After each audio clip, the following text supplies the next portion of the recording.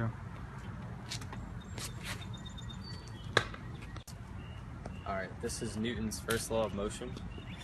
An object in motion will stay in motion unless opposed by another moving force. In this case, the ball was stopped by an opposing force, which was my glove, and without air resistance, gravity, and the ground, and me, the ball would have just kept going forever.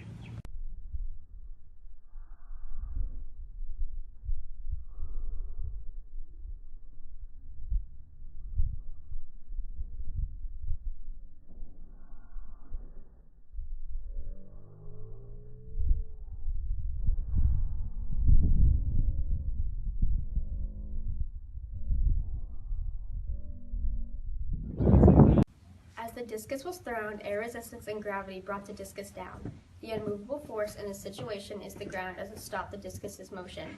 Without this, the discus would still be up in the air until it met another unmovable force.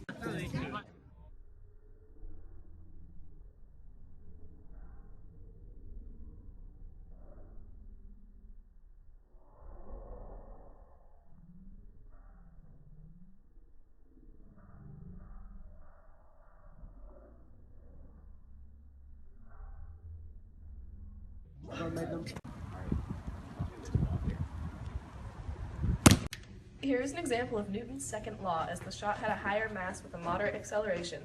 Therefore, the force when the shot hit the ground was greater. Compared to the shot, the basketball had a lower force, as it has a smaller mass, and the acceleration of the two objects were relatively the same, but the difference in mass gave the shot the greater force.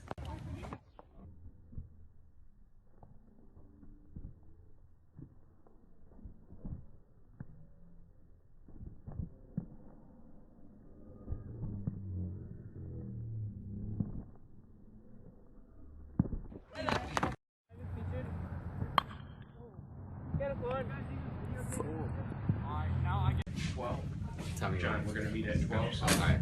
I'll be back. As the runners strike the ground with an amount of force, she's here. the ground below them will push back with the same amount of force. This is an example of Newton's third law, which states that any given force has an opposing force. This also is shown with the ball being hit by the bat.